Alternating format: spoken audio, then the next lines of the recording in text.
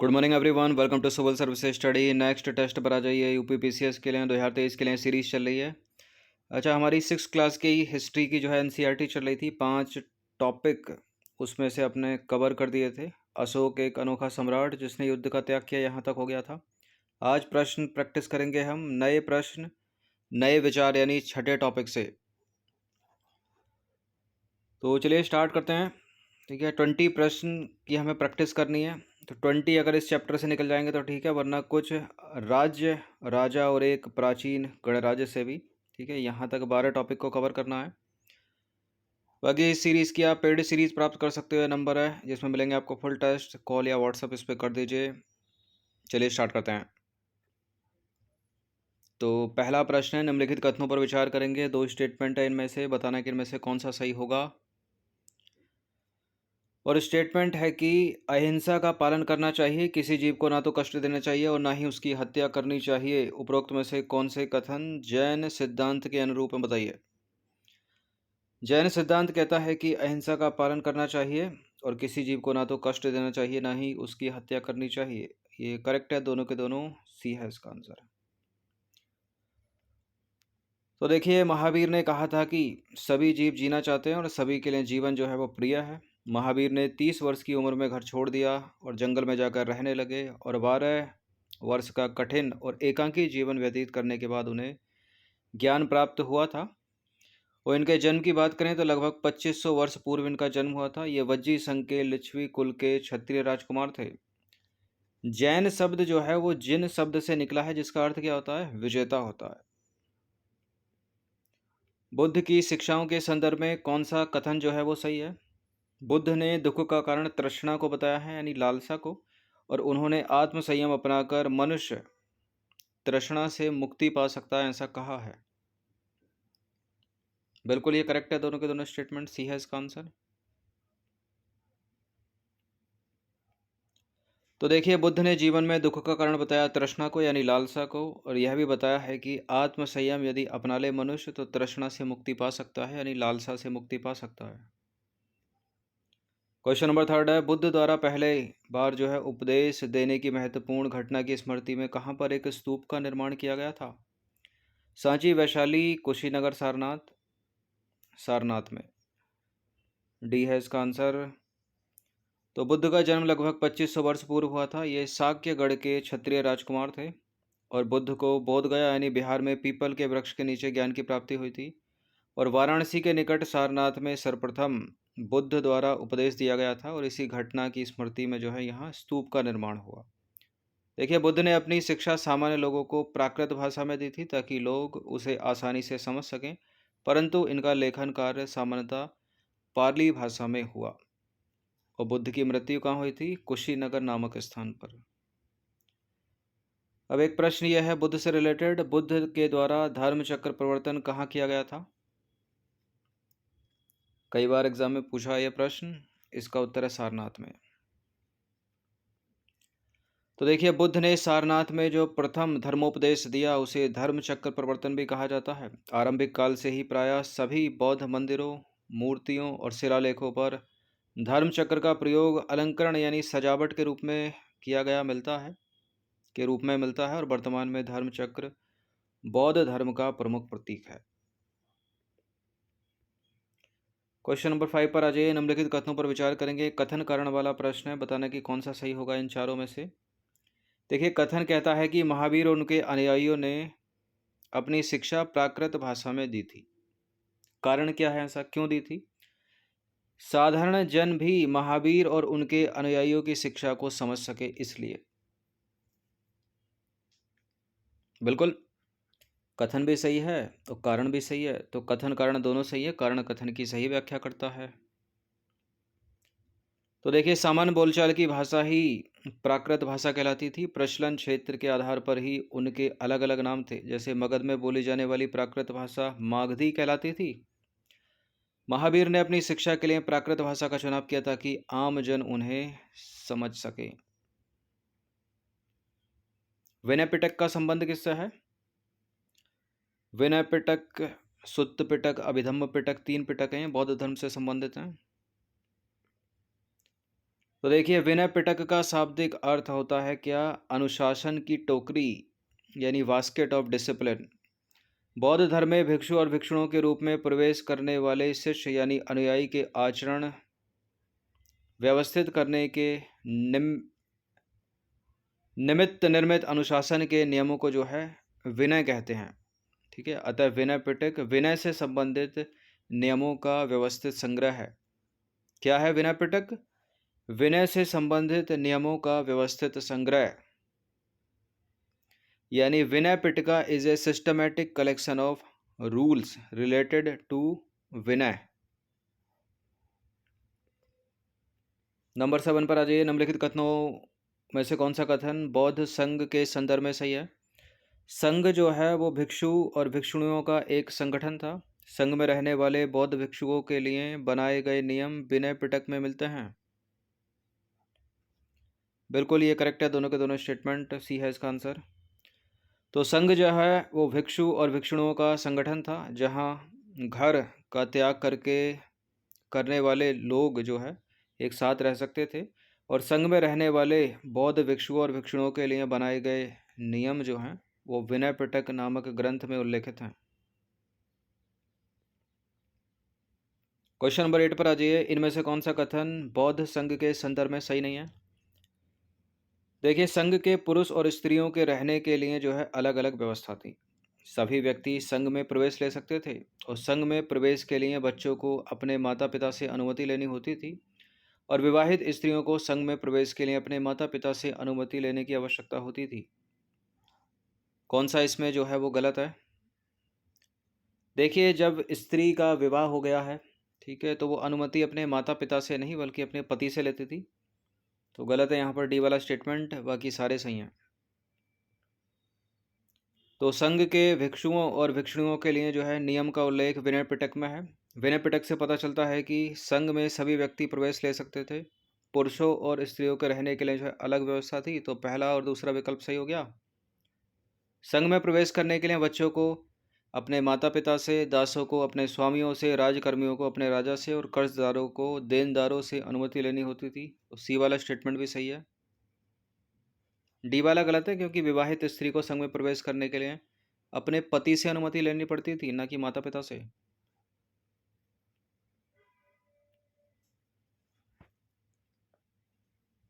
चलिए question number 9 पर आ जाइए।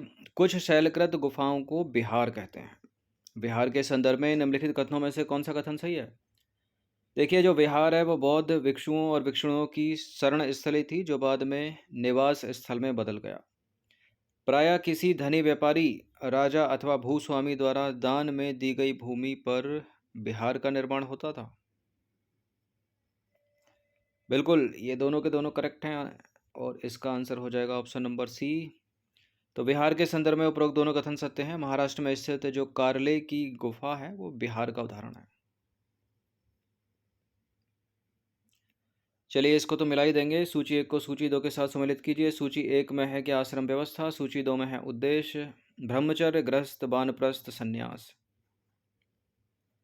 तो ब्रह्मचर्य का मतलब है सादा जीवन बिताकर वेदों का अध्ययन करना, ठीक है। और गृहस्थ का मतलब क्या है? विवाह करके गृहस्थ के रूप में रहना। वानप्रस्थ क्या है? जंगल में रहकर साधना करना। और संन्यास क्या है? सब कुछ त्याग कर सन्यासी बन जाना।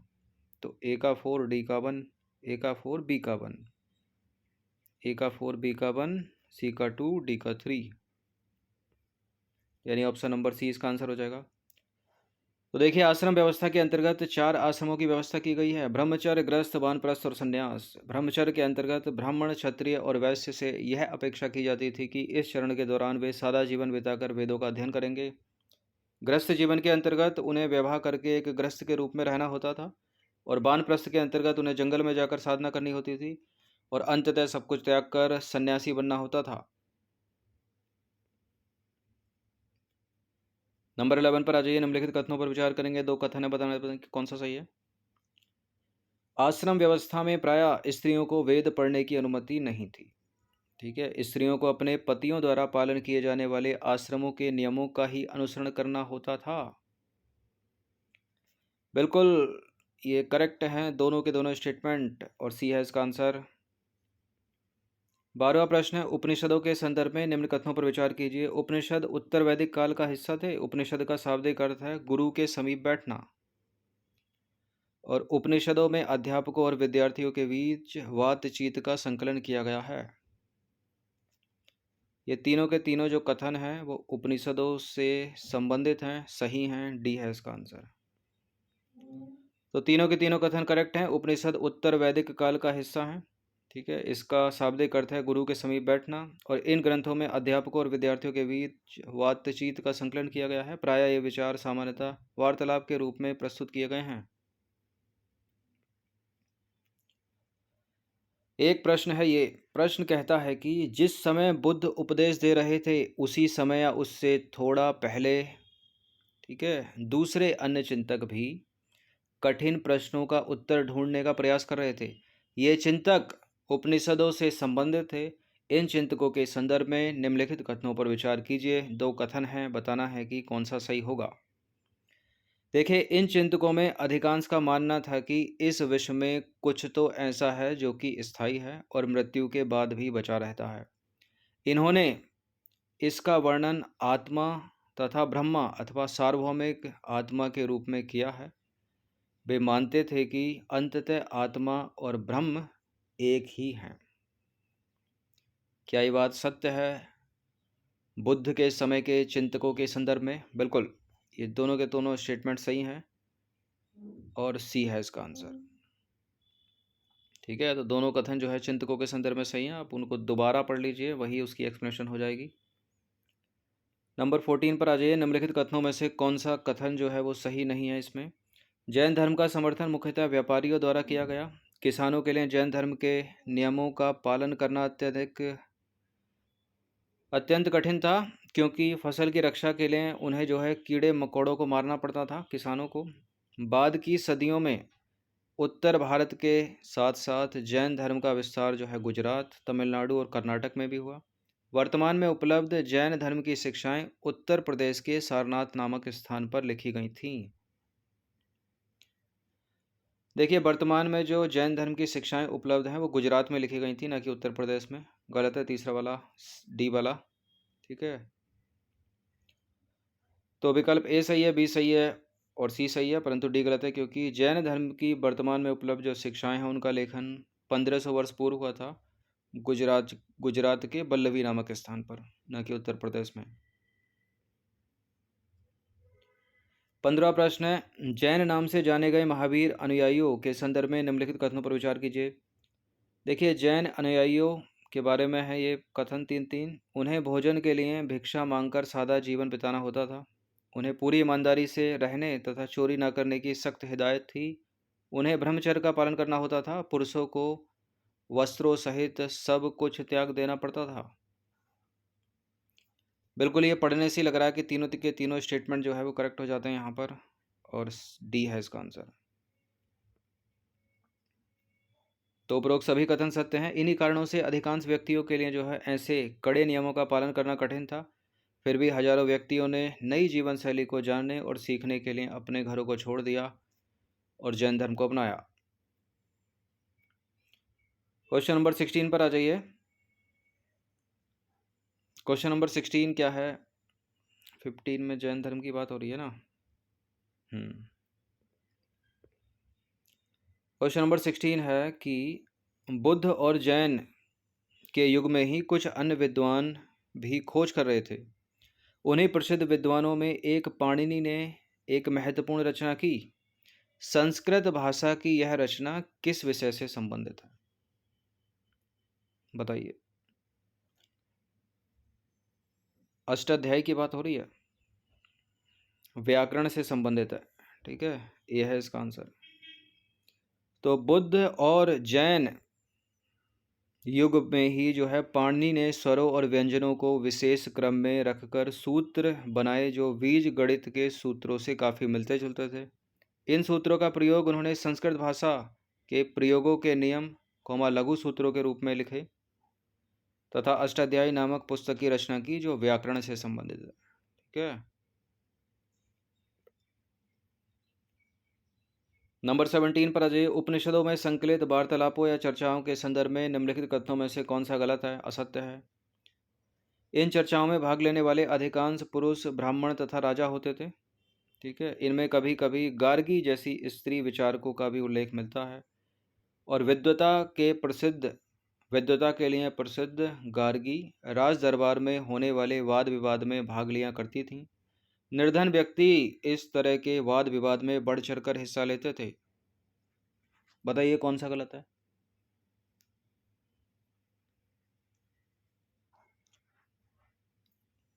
देखिए, पहला वाला स्टेटमेंट करेक्ट है, दूसरा करेक्ट है, तीसरा करेक्ट है, और डी वाला जो है गलत है, चौथा वाला।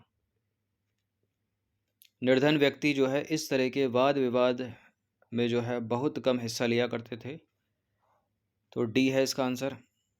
ठीक है, क्योंकि निर्धन व्यक्ति पहले अपना पेट देखेगा। ठीक है, पहले अपना, उसको चाहिए 2 वक्त का खाना, उसके बाद वाद विवाद।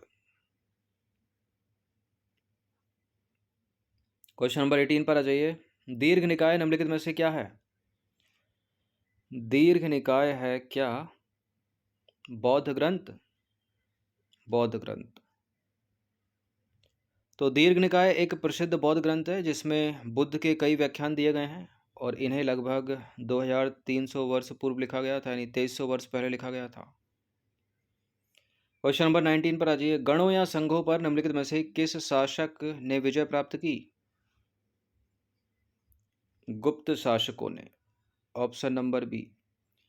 तो देखिए, कई शक्तिशाली राजा इन संघों को जीतना चाहते थे, इसके बावजूद उनका राज्य अब से लगभग 1500 वर्ष पूर्व तक चलता रहा। इसके बाद गुप्त शासक आए। गुप्त शासकों ने जो है गण और संघ पर विजय प्राप्त करके उन्हें अपने राज्य में मिला लिया। क्वेश्चन नंबर 20 पर आ जाइए। गण या संघ के संदर्भ में निम्नलिखित कथनों पर विचार करेंगे। 3 है यहाँ पर कथन, बताना कि इनमें से कौन सा सही होगा। गण शब्द का प्रयोग कई सदस्यों वाले समूह के लिए किया जाता था, और संघ शब्द का तात्पर्य संगठन या सभा से था। बुद्ध और जैन, यानी बुद्ध और महावीर दोनों ही गण या संघ से संबंधित थे। क्या ऐसा था? बिल्कुल, दोनों के दोनों संबंधित थे, करेक्ट है, तीनों के तीनों, डी है इसका आंसर। तो गण शब्द का प्रयोग कई सदस्यों वाले समूह के लिए किया जाता था, और संघ शब्द का तात्पर्य संगठन या सभा से है। गण या संघ में एक से अधिक शासक होते थे, और प्रत्येक व्यक्ति जो है वो राजा कहलाता था। ये सभी मिलकर विभिन्न अनुष्ठानों को करते थे, और ये सभाओं में बैठकर बहस बातचीत वाद विवाद के जरिए जो है वो फैसला लेते थे। स्त्रियां हो गई, दास हो गए और कम्मकार हो गए, इन सभाओं में हिस्सा नहीं लेते थे, याद रखिएगा। और बुद्ध और महावीर दोनों ही गण या संघ से संबंधित थे। और बौद्ध साहित्य में संघ के जीवन का बहुत ही सजीव वर्णन मिलता है, याद रखिएगा। ठीक है, बौद्ध साहित्य में संघ के जीवन का बहुत ही सजीव वर्णन कहाँ मिलता है? बौद्ध साहित्य में। और बुद्ध और महावीर दोनों ही गण या संघ से संबंधित है। तो ये 20 प्रश्न है, इनकी प्रैक्टिस कर लीजिएगा। 6 क्लास की एनसीईआरटी आधी कवर हो गई है हमारी। ठीक है, 2 3 4 क्लास इसमें और लगेंगी तो कवर हो जाएगा। धन्यवाद, प्रैक्टिस करते रहिए।